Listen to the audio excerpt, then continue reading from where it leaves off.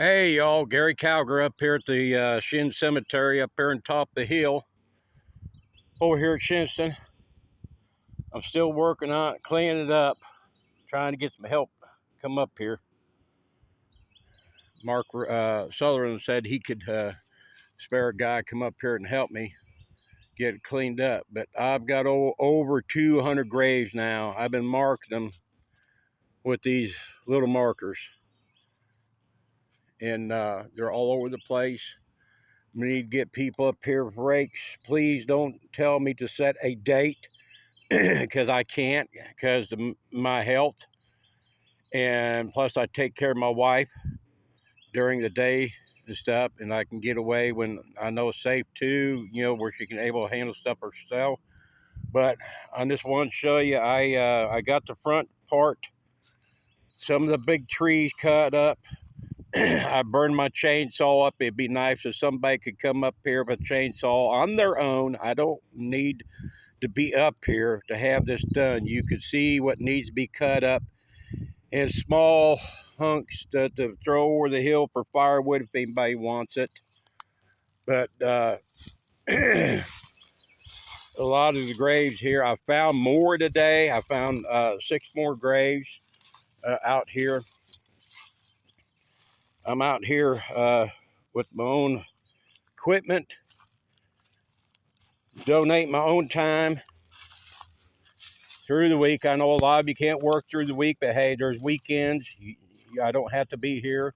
But you can see there's logs that need to be cut up, in the firewood size, throw it over the hill or the bank down towards the railroad trail there.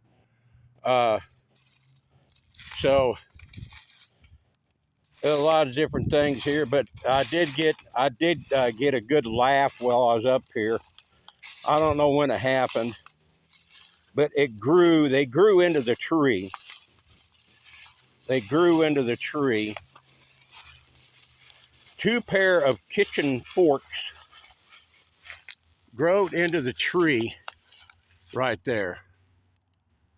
They are actually growed. Let me get it down here. They have actually growed into the limb. I'm not going to take them out. I'm just going to leave them there. I think it's kind of funny, but there are 2 of them there. They're on top of each other. But I just wanted to show you that. But anyhow, a lot of the new graves are right here that I uncovered. Different places here. I found Jay Adams' grave here, and it's just scratched into the stone right there. Jay Adams. You can see it there. I can't bend over too good. But there's a lot of other ones I uncovered with the leaves. The slave graves, they come to a point up on top, like these right here. These come up to a point. And the reason why they come up to a point is to point the spirit to go up. That's what I was told by the National Black Archives.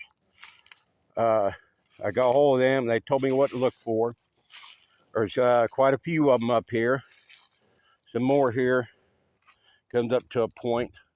But Dave was buried among also with the white people because they liked them.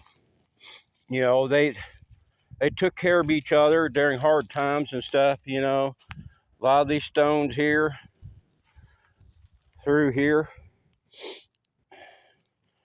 And what the sad thing was here, there's a sapling I missed there.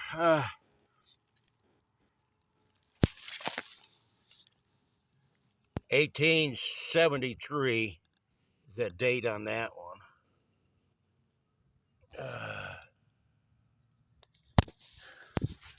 But Emily J. Shinn is right here. Emily J. Shinn, July, died July, I don't know, I think it's 19th, 1869, what I see on that. That's not on the record paper, but I've seen it there. But what was sad, the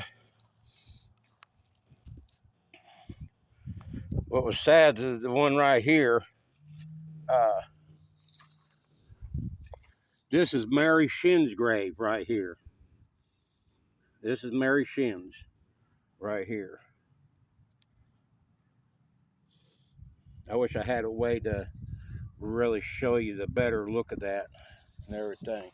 But I presume her children buried with her because there's a grave right there. And I'm going to put my hat down on it and give you just about how big the grave is. Just a baby.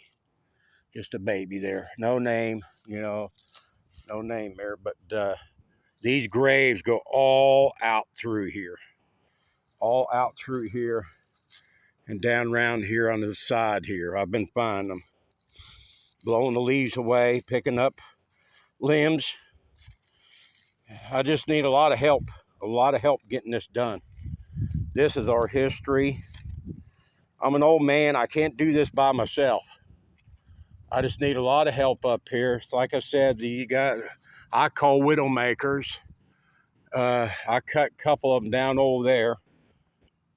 But like I said, my chainsaw burned up while I was up here. It was an old chainsaw anyhow. But there's a lot more graves up here, I know. Every time I start blowing leaves, I find one. Sometimes they have who's on it, sometimes they don't, sometimes they have a date. It's like this one right here. There's one right here. I don't know who it is. I don't want to disturb it too much because they are delicate, very delicate. It's got pushed over, buried in the dirt in a period of years. It takes over 100 years to get that much dirt on it. Or maybe, not that long, but just about, according to the way stuff's done. Here's another one here. It's got knocked over. There's many of them here. Some of them got carried off. You'll see the pieces of them laying there, but they're not where they're supposed to be. Not where they're supposed to be. And like he's here got broken half. Different ones got broken half like that. But I'm going to go out through here and leaf blow some more. Got my leaf blower up there. So I just want to show you what I've been doing. I need help. Please, just don't tell me to set a date because I can't set a date to do this stuff. You can come up here on your own. You see what has to be done. Trees are down. Bring a chainsaw. Bring your boyfriends, girlfriends, whatever you need to do to help me get this cleaned up. Because this is a part of Shinnston. And the Shinn family is coming in May, and Linda Shinn wants to see this cleaned up. So please help me. I got a good bit of it started. Up here. I'll show you. Like I said, the same thing like this was down over here. Down over in this area here, all up there and everything. And I'm 63 years old. And I've been up here doing this. But I got this pretty well cleared out up here where people can walk through here and stuff now. I also got a trail coming up over the hill. The blue flag markers mark the trail. It's not a hard trail. Matter of fact, you ride a four-wheeler side by side, whatever, up it. But I just need help getting this cleaned up because it's a crying shame. There's so many children buried up here. I mean, there's a lot of children buried up here. But graves all over the place. They're even growing into the trees. Even growing into the trees here.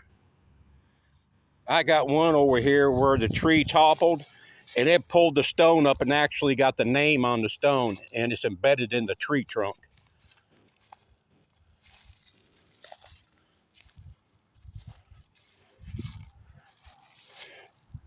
There's a lot of graves back over in that area over there too, but there's a lot of briars and stuff that need to be cut out. I got my still weed eater up here with a blade on, and I've been clearing all this out, cutting all the briars and stuff. So I just wanted to show you. Bye-bye, Gary Calger. God bless.